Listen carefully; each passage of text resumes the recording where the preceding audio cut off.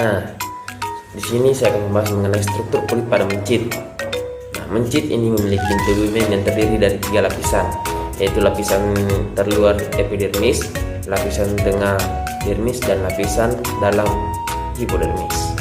Nah, kita masuk bagian epidermis. Nah, lapisan pada epidermis ini merupakan lapisan luar kulit tipis dan vaskular. Nah, tersusun atas epitelium berlapis dan terdiri atas sejumlah lapisan sel.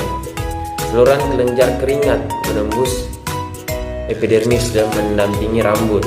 Nah, di epidermis ini berisikan pembuluh darah. Nah, di epidermis ini terdapat 5 lapisan. Nah, yang pertama itu stratum corneum. Yang kedua itu stratum lucidum. Yang ketiga stratum granulosum. Dan yang keempat itu stratum spinezium. Dan yang terakhir itu stratum germinativum. Nah, kita masuk di dermis. Nah, pada lapisan dermis ini terdapat pembuluh darah, pembuluh limfa, kelenjar keringat, dan syaraf, dan sel fibroblas. Nah, fungsi dari fibroblas itu untuk menghasilkan kolagen, yang dimana kolagen ini berfungsi yang sangat penting untuk daripada kekenyalan dan elastisitas pada kulit. Nah, yang kemudian hipodermis. Nah, hipodermis merupakan bagian terdalam kulit, yang dimana terdiri dari banyak sel lemak, hingga berfungsi sebagai pembantalan cedera dan membantu dalam mempertahankan panas tubuh. Bagian-bagian pada ginjal, yang pertama itu nefron. Bagian ini merupakan bagian yang paling penting dalam ginjal. Nefron ini berfungsi untuk mengambil darah dan mengatur metabolisme dan membantu mengeluarkan zat-zat yang tidak diperlukan oleh tubuh. Ada sekitar 1 juta nefron dalam satu ginjal. Nah, kemudian ada sel ginjal. Sel ginjal ini terdapat menjadi 2, yaitu glomerulus dan kapsula Bowman. Glomerulus ini berfungsi menyerap protein dari darah dan masuk ke dalam sel. Sedangkan kapsula Bowman ini berfungsi untuk mengalirkan darah ke tubulus renalis. Di dalam struktur sel ginjal inilah zat limbah dalam darah ini disaring. Kemudian dari tubulus renalis dan kapsula Bowman, darah akan masuk ke tubulus renalis. Nah, struktur ini memiliki 3 bagian, yaitu tubulus contortus proximal, di mana air atau sodium dan glukosa akan diserap kembali oleh lengkung Henle dan menyerap kembali kalium klorida dan natrium. Sedangkan tubulus contortus distal menyerap kembali banyak natrium dan kalium serta asam. Demikian dari saya, kelebihan kurangnya mohon dimaafkan. Wassalamualaikum warahmatullahi wabarakatuh. Bismillahirrahmanirrahim.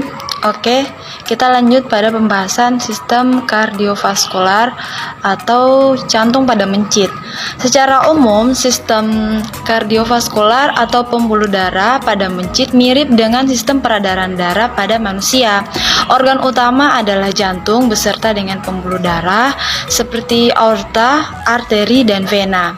Jantung mencit beruang 4, dinding atrium tipis dan dinding ventrikel tebal. Rata-rata tekanan darah sistolik berkisar dari 84 hingga 105 ml. Peningkatan temperatur tidak serta-merta meningkatkan tekanan darah pada mencit.